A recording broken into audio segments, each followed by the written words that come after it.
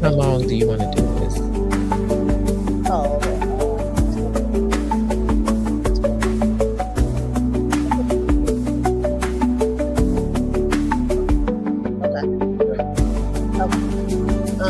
If it's shorter, that's fine. Okay. I can talk, so you know Okay. that. Welcome to Candid Conversations. I'm your host, Therese Alexander. This is a space where we explore different perspectives through honest, meaningful dialogue. Today, I'm joined by my beautiful friend, Michelle Johnson, founder and CEO of Gracefield Family. Michelle, thank you for saying yes to this conversation. Thank you for having me. I'm looking forward to our conversation today. One of the things that's different about candid conversations is that I don't come with a list of interview questions. Every conversation begins with one question, and we simply follow it wherever it leads. So, with that, today's conversation starts with this one question. Are you ready? Sure. All right, let's go. Here's your question. What's the hardest truth entrepreneurship has taught you about yourself?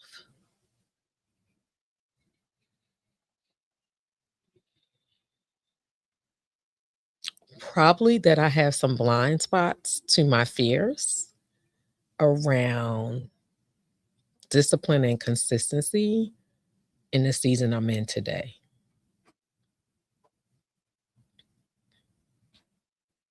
Blind spots. Let's go with that. So here's what I mean by blind spots. There are the things on the surface that we all know are there, right? We can say, oh, I don't want to be consistent. I don't want to post 5 times a day. That's overwhelming. That's too much. I'm frustrated, right? So we can say all the things that people say about why it's so hard to post on social media. But really, it's probably something deeper than I don't have time to do this all the time and I don't want to do it. So for me in the beginning, it was, I don't know that much about it. I'm a learner, so let me go study. And that was my excuse. I need to know more. I don't have enough information. Let me go learn and follow all these people and then get more overwhelmed because you get 5 different ways to do everything, right?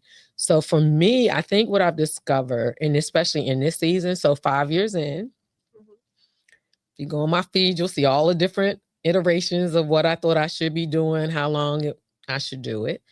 And making multiple attempts of coming back on social media. Going away, I use my fast as, we got 30 days or no, blacking it out, and then you might see me in March instead of February. But what I realized is it's probably a blind spot in me around why I don't want to show up online all the time. So it's a part of me that we all have them. We can't see it. We'll use other excuses. And the truth is, sometimes I don't want to come on social media because I don't, as much as I say, excuse me, I don't care what people think. We all do to some extent. I'm trained in data drives everything. I'm a former school leader. So data drives everything. You have to look at the data. In order to grow, you got to know where you start so you know whether you're going where you want to get. And you look at your data on Instagram and you're like, 3 likes, no comments, no engagement. This is not worth all the aggravation. Why am I doing this? There's got to be a better way or another way. But really, that's a little insecurity, to be honest. Sometimes you're like, they don't like my stuff. Then you go out and go, okay, what do I need to do? How do I grow? The data says you're not growing. What do you need to change? What do you keep the same? But after a while, you got to get to a place where you're like, what does consistency look like for me? In this season right now, it's 1 post a week. Do I have a whole plan for a whole week all figured out and ready? I sure do. But over the last 3 weeks, you got 1 post a week. And for me, that's progress. That's consistency for me in this season, right? Things have changed in my life that have caused me to pause on purpose. So I'm good if I did that one post a week. Do I have 5 planned? I sure do. So if I am consistent for the next 3 weeks at one post, guess what that is? Consistency for me in this season. And I'm not worried about, oh, they say you gotta do it this way. Or your plan. Yes, my plan does say that. But sometimes God's plan is like, just be obedient in this way until you can do more. That's what I mean by blind spots. So that spoke to me. Anybody who knows me knows I absolutely positively hate social media. It was not always that way. Right. I think in this season, I began to hate social media after some of my closest friends passed away. They posted all the time.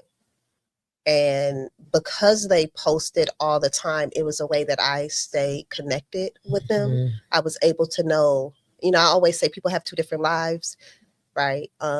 Perception over reality. So I had the blessing of knowing the perception and the reality, Mm-hmm. right? And so with that, I really have just disconnected from social media. In my trucking business, because I'm fortunate enough to have contracts, I don't have to post, Mm-hmm. right? Like nothing on social media is, well, actually, let me take it back. I thought at one point in time, nothing on social media was going to help my trucking business because of my corporate contracts. Mm-hmm. I am now learning that some of the best trucking recruiting companies are using social media instead of Indeed and other job sites, job boards. So I still should have a social media presence. Mm-hmm. Now bringing fears back, I need to post. And I think one of my biggest things is I overthink it. And I overthink it not because I don't know what to post or even from a not even from a perfection perspective. I think everybody wants to be an influencer, or everybody wants to be a content creator. Everybody wants to glorify or make it look glamorous what business ownership looks like. And I feel like when I look at it for real, nobody speaks on the truth. Nobody speaks on, hey, there are days when we don't have it figured out. There are days that we don't have the answers. There are days where I just don't know, Mm-hmm. right? So what does that look like? And I'm not saying I want to be the one that goes out, because I'm also very, very private, right? I don't want people to look at it and be like, oh, I see the 60-minute clip or 30-second clip of her life, and I can tell you everything about her. I know so many people who do that. You see people who post all the time, and people have now made an assumption that they know everything about their lives. And I'm like, no, like just doing this podcast is so out of circle and out of my box for me. Mm-hmm. But I do feel like God has called me to tell a truth and inspire people and use things that have happened in my life to motivate and inspire other people to do better in theirs. So I would say my blind spot really is looking at myself from a different way. Mm-hmm. To understand that I need to just go. I need to just do it.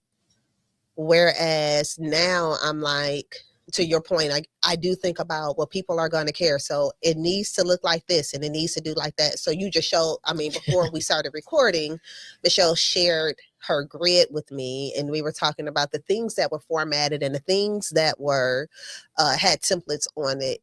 It's ironic that those had the less views. Right. However, the things where she's just talking and being candid, those is where people actually showed up. And I think in that day of AI, I think people are tired of AI.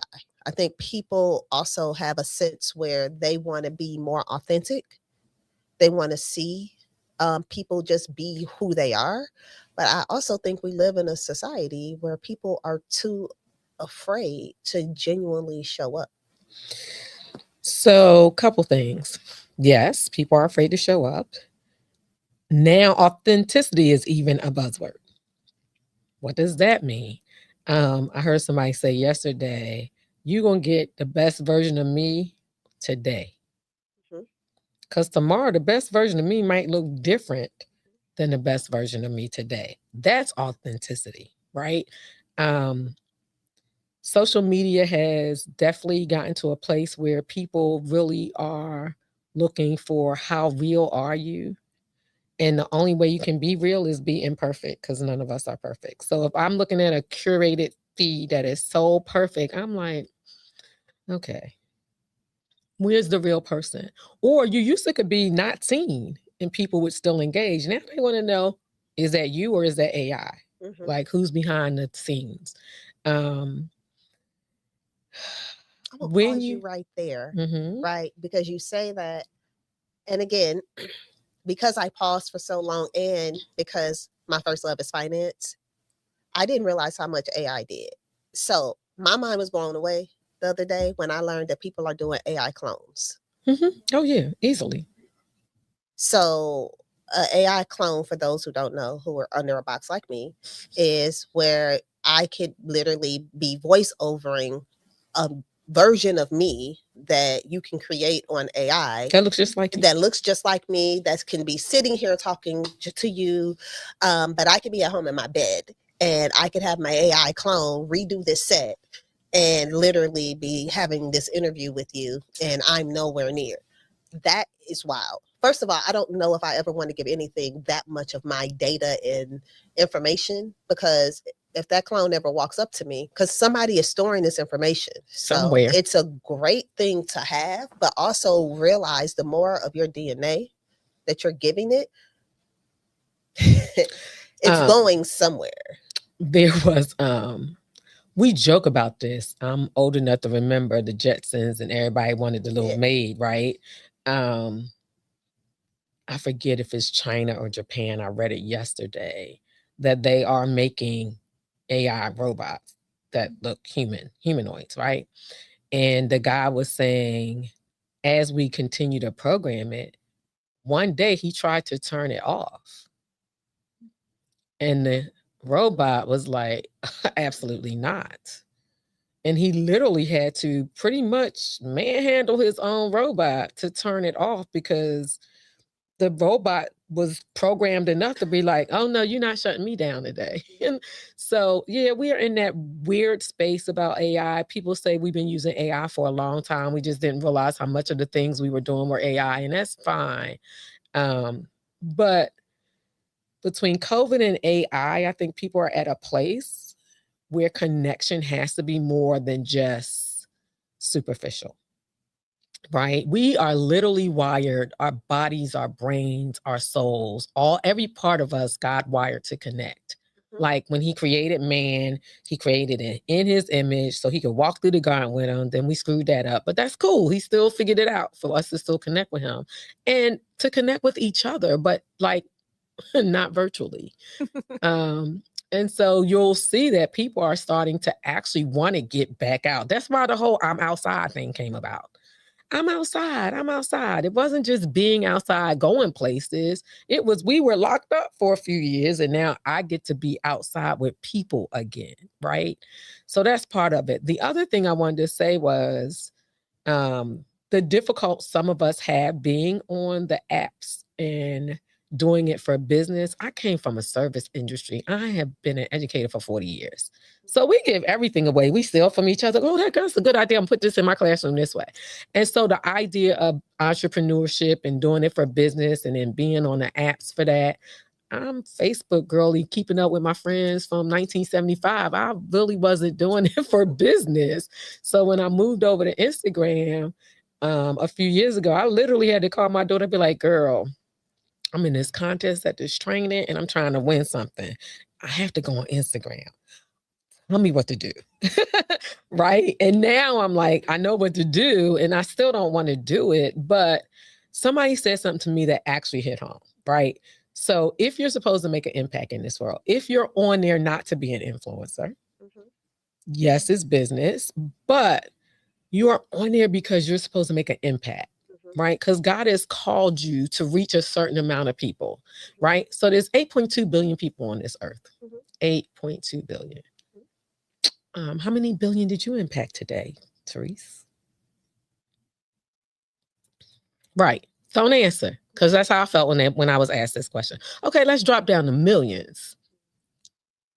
Did you impact any millions today, Michelle? No, I didn't. How about thousands? Maybe. A couple of my posts have hit that 1,000 mark. All right. But the bottom line is, even if it's just one, you are doing what you were called to do. And if our goal is to just plant the seeds and let God deal with the outcome, that's our goal. So lately, everybody says, what's your why? That's your why will motivate you. Some days it will. And other days you go, why am I doing this? And the why, no matter how strong it is, couldn't get me on social media some days. But that conversation is different. It hits me a little different because the other part that they said was, all of us have been put on up here for a purpose. We are assigned to certain people, which means so is my voice. If my voice is assigned to certain people and I don't use the platforms available for them to hear my voice, there are certain people who are not going to move in the things that I can assist them with. So, I'm all about alignment. Yep. And I know you just saw the look on my face. I did.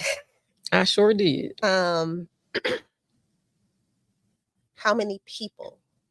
I'm not even going to go social media, right? Let's talk about alignment and impact, right? Because I can say I know people who are on social media who have businesses, right? Their goal, their purpose is not to impact other people. Their goal is not about alignment, right? They are simply thinking about how they can put another dollar in their pocket. Absolutely. Therefore, they're just going to tell you and show up however they feel the need to show up. And however they impact the world, they don't care, right? What would you say to those people? Nothing. I can't change them. If they don't have a relationship with Jesus and they haven't figured out what this really means, eventually what goes up comes down. So their money might be good right now. And what are they going to do when their money's not good? What are they going to do when there are no likes? What are they going to do when engagement drops? What are they going to do when people decide, IG, TikTok, I'm over it. Maybe I'll go over to YouTube. Maybe I won't. Like, I can't change them. God has to have that conversation. They have to have that encounter with him to understand that life isn't always about the money. And when they do, he knows how to make sure we're well taken care of. He said we can have an abundant life. That's abundant in every area, right? And so as long as I'm doing what he told me to do, you can have that conversation with him later. I can only account for me and my actions. So are there going to be people out here who just do it for the money and have millions of people following them and they make a ton of money in their views? Absolutely. But they have to be accountable for what they're putting out there. Eventually, they're going to make their bag. It's okay. But I'm not going to do mine that way. I have to operate under obedience and integrity. So they're going to be them. And I'm going to let them, as Mel Robbins says. Let them let me. That's right. Right now. That's right. Keeping up with the social media thing, and keeping purpose and alignment. Like if I keep running down that line, what do you think about people and businesses? So I have this theory. Let's see what you think about it. I believe that even though I'm branding fierce, I should also brand Therese. Let me tell you why. Because God is continuing to grow, and I believe that there are seasons in my life. right? And Fierce, like we're here now. When Fierce first started, Fierce was all about personal financial literacy, right? Which I still believe is very important. Then God sent me through some tests and some trials. God evolved me. God changed me during this season where I put Fierce on pause, right? And when I brought Fierce back, now I'm talking about it is important to also talk about execution and strategy behind Fierce. That doesn't mean that financial literacy isn't as important. It just means that the season of which for Fierce, we're changing direction. However, on Teresa's side, I'm all of that, right? So I feel like people can change their companies. You can take one company and we can change it 18,000 times, right? Graceville Families has evolved, right? And we're going to talk about that in a second. However, Michelle is still the beginning, the middle, and the end of Graceville and the future of where Graceville Families has gone, right? So even if you don't change Graceville Families, do you believe that a portion of Michelle and the story of Michelle should also be included in Graceville Families? But I am Graceville Families. So when I brand Graceville Families, it's me.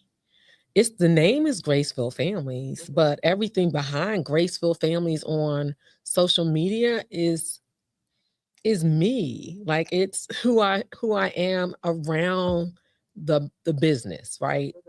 So I started with, I don't know what the first one was on my Instagram. I think it was Head Heart Connection, maybe. Oh no, MJ Motivates was the first one, because when God first told me to go out here, I was motivating teachers to understand how to engage students, right?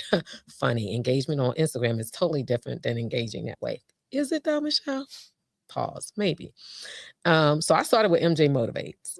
That evolved to Head Heart Connection, because I believe without the head, the neuroscience, and the heart, and connection is always a theme that's run through everything I've done. So connection is always going to be the main thing. It is who I base a lot of who I am on and everything I do.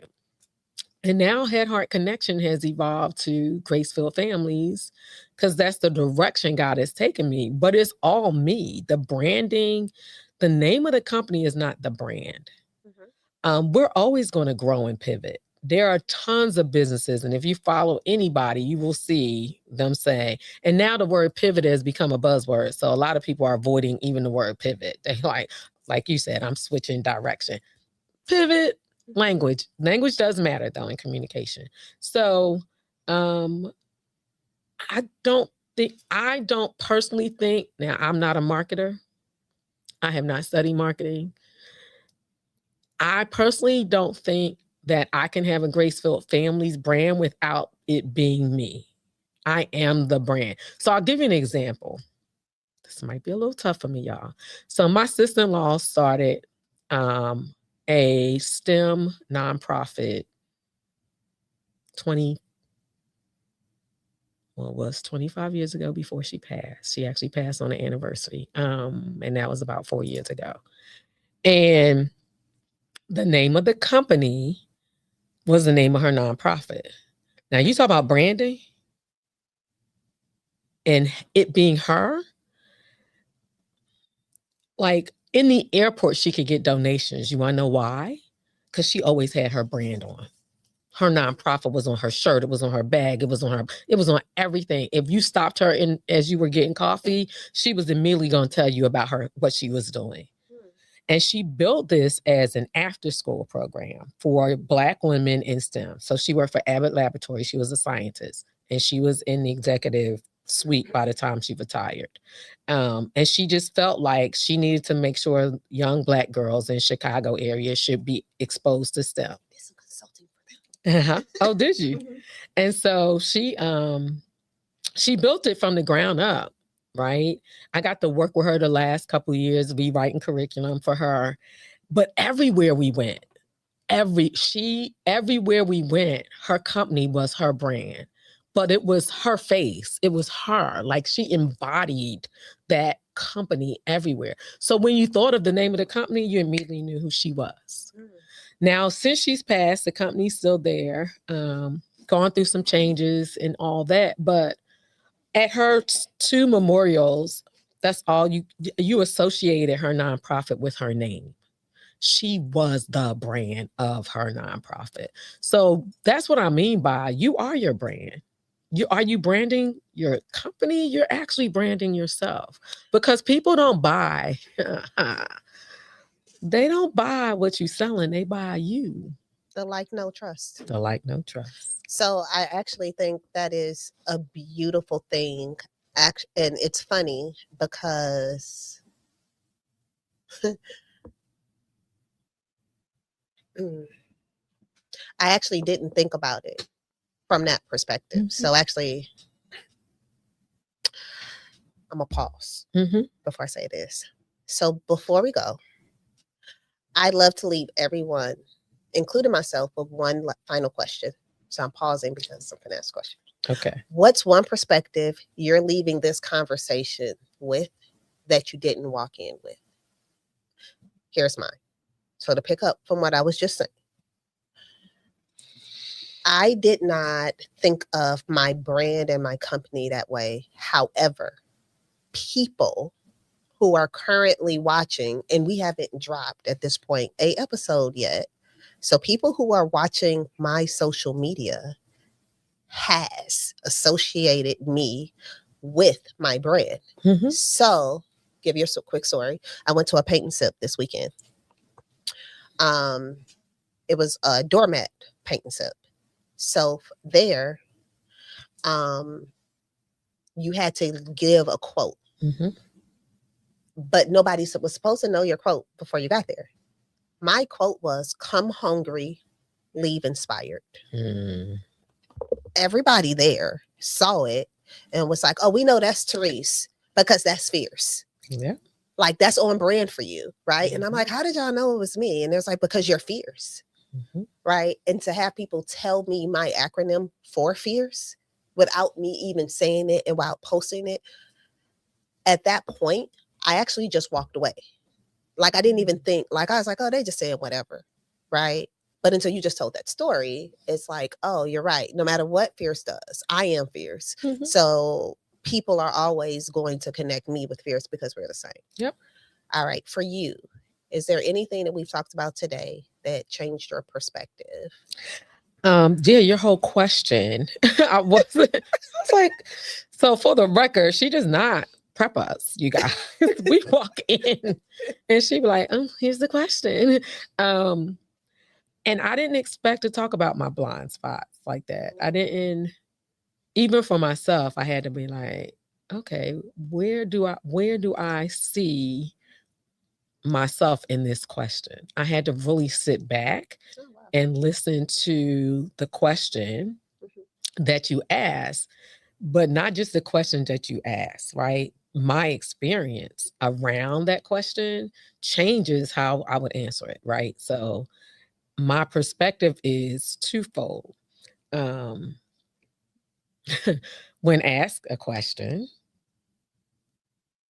you might be surprised how you bring your answer, your own perspective.